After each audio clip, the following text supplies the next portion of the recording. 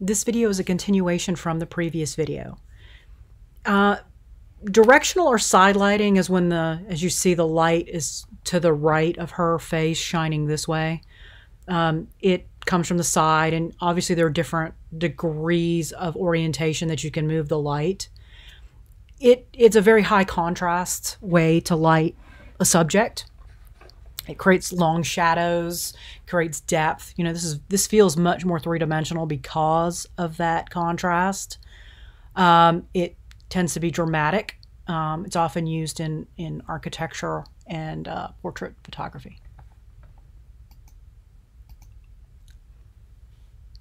This is side lighting, but she's facing the side. So another way to consider side lighting. The lighting is to the side of the camera, not necessarily, in this case, not necessarily the side of the face.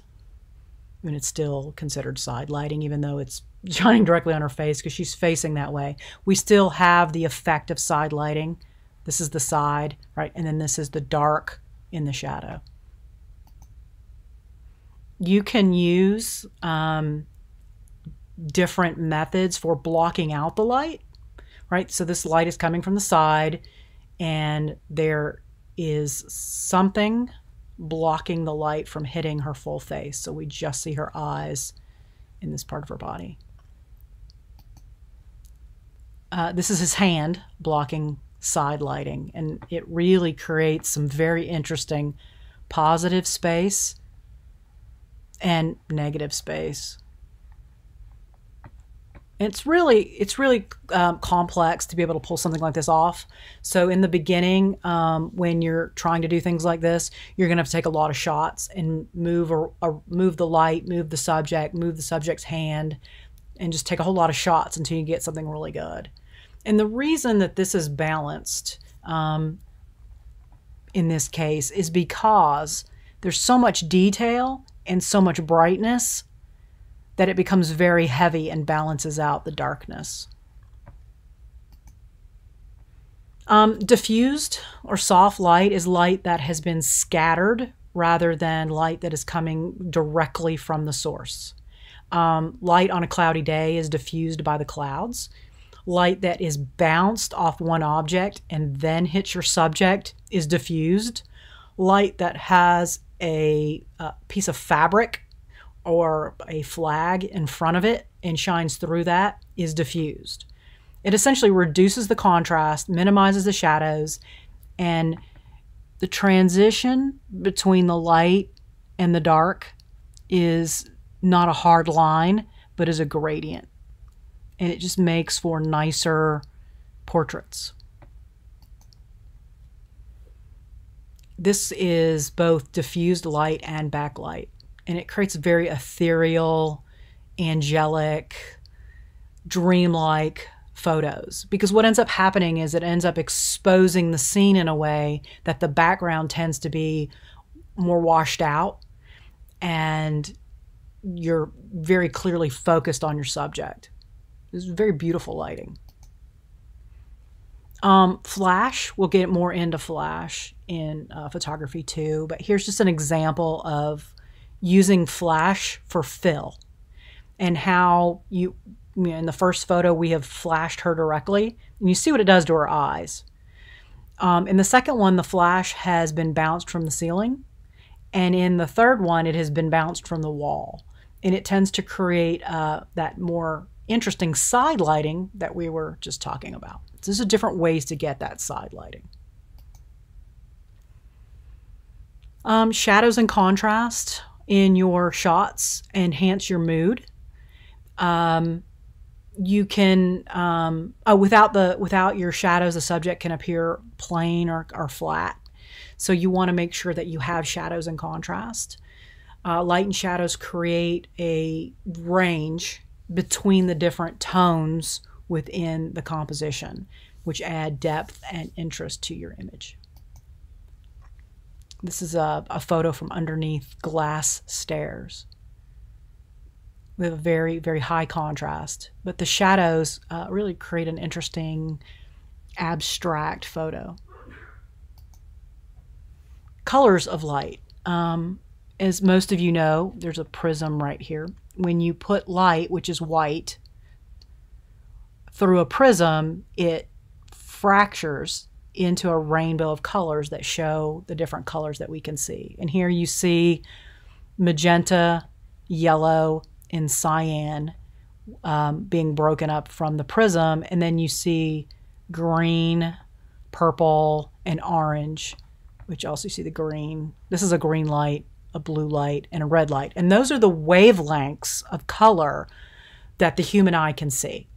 We receive, right? So the light comes through our pupil, hits the back of our retina, and there are receptors that receive the wavelengths in the light for red, blue, and green. We don't see ultraviolet, we don't see ultra red, we don't see X-rays. We only see those 3 wavelengths. So what then happens is our brain takes that information and transmits it to our retina through the main retinal nerve, transmits it to our brain, and then the brain interprets that information into an image of what it sees. And in DMPT 1000, when I tell students that nothing is color, we see color in our head as an illusion, as an interpretation of what objects absorb and reflect. There is no color. And all eyes take information into the brain, and the brain constructs an illusion that provides information to the organism. And there are some really cool photos out there on the internet that were recently taken that show how insects and birds see flowers. It's incredible. We can't see that because we only see these wavelengths. So what they see, the colors that they see in their eyes, very different than what we see. So that's how we know that color is an illusion. So for humans, we see what we call the visible spectrum, and it's a very small slither of light. And so when we are working with photography, we're working with lights and colors that we can see to help us achieve the image that we want. And this image shows you some simple lighting techniques. It shows you where to put the light and what to do with it in order to achieve, here's a high contrast.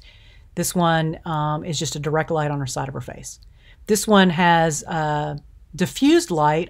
There's a diffuser on the light itself, and there is a reflector over here that is receiving the ambient light and bouncing it on her face. This is where you're putting the light, shining on her face up at 45-degree angle. This is adding a reflector. This is low contrast with a reflector and and there's a diffuser because the yellow. And then this is the light is behind her here, showing you what it does. So this is just showing you based on what you want, where you put your lights. So we generally start with 3-point lighting, or we talk about 3-point lighting. You don't have to use all 3. You can use 1, 2, 3, and then you can use any combination of those. And so the typical 3-point setup that we use when we're photographing a subject is that we use a main light, a fill light, and a back, rim, or hair light. They're called all 3 of those things. Okay, so this is our main or key light, and it can be positioned in multiple places. Most often, for the most flattering light for a portrait, we're going to say the camera is here. We're going to assume the camera is shooting this way. We're going to put the key light at an angle, and then roughly 90 to 120 degrees, we're going to put a less bright, this is our most bright light. We're going to put a less bright light in as a fill. And what it's going to do is going to stop that high key contrast from happening. And then our backlight is also called a rim light or a hair light because it generally lights the hair and creates that rim around it. And we'll take a look at what that looks like here shortly. Okay, here's another image of this being set up. And another one here of showing that the main purpose of the key light is to illuminate the subject.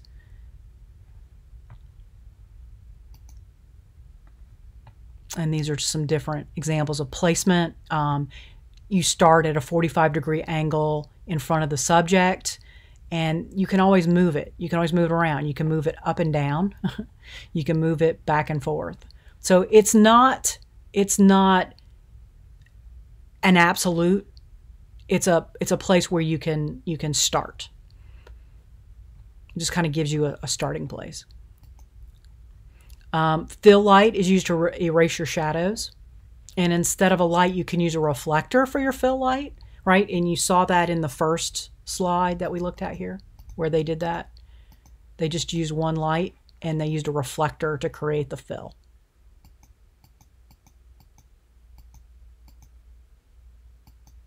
And then a fill generally comes from the opposite direction of the key light, but the angle between the key light and the fill light is, like I said, 90 degrees to 130 degrees. And then here are just some standards for where you should start.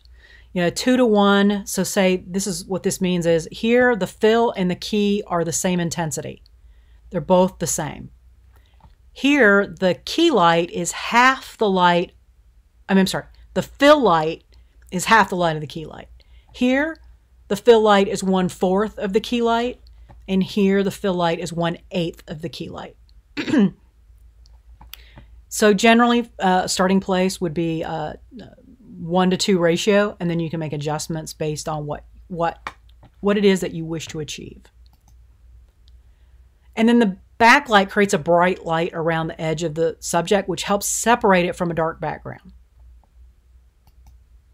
And here's an example. Here is an apple with no backlight. Here is an apple with backlight. So you see here, if you look around the edge, the object does not stand out from the background as well as it does here. And that is the purpose of a backlight, to help your object stand out from your background.